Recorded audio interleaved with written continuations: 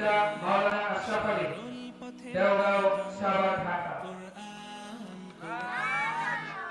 হাফেজ মুবাশশির আজাদ, পিতা মুফতি মাহমুদ আল আজাদ,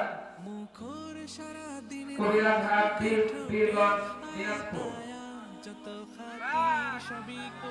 হাফেজ ইউসুফ ইসলাম জিহাদ, পিতা আব্বাস উদ্দিন, মজিদনগর, চরফ্যাশন, ভোলা। মাশাআল্লাহ, সবাই জোরে মাশাআল্লাহ। হাফেজ রাশেদুল হাসান শরীফ, পিতা শাহজাহান খান, দেওগাঁও, সাভার, ঢাকা। সবাই মারহাবা বলে মাশাআল্লাহ।